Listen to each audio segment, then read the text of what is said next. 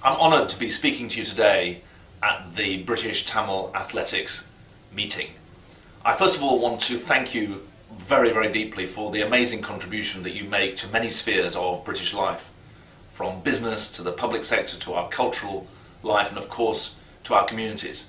Sport can make you laugh, it can make you smile, it can also, if you're an England fan, make you scream with frustration, as many of us have over the last few weeks. But sport is also a great unifier. It's a metaphor for the sort of country we should be and the sort of world we need to be. Because at its heart, sport is about respect for people and admiration for people, not because of the colour of their skin or their religion, but because of the content of their character and their ability to contribute. The team nature of sport says it all about the sort of community I want to live in, the sort of Britain I want to live in, and the sort of world I want to stand up for. The Tamil story is in many ways a crushing story of injustice and violence. And I have come to know over the last few years the depth of pain and anger that's felt in British Tamil communities. And of course, during my visit to Sri Lanka, during the latter stages of the civil war, I saw the horrific conditions in which many of you, your brothers and sisters, are forced to live.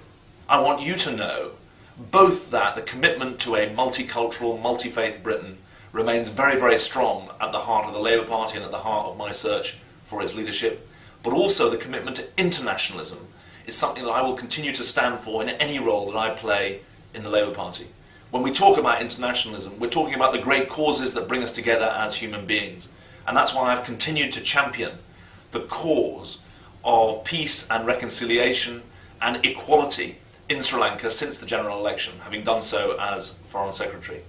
I also know that the pain and grief associated with the last 25, 26 years is something that does need to be addressed, and that's what the UN Secretary General tried to do when he came to his meeting in Sri Lanka, and it's something that we expect the Sri Lankan government to follow through and want to insist that they must follow through in the interests of long-term peace in Sri Lanka.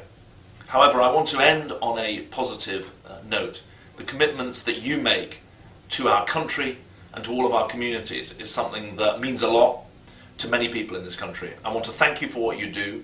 I want to hope that you honour all the winners, but also those who take part in this remarkable athletics meeting.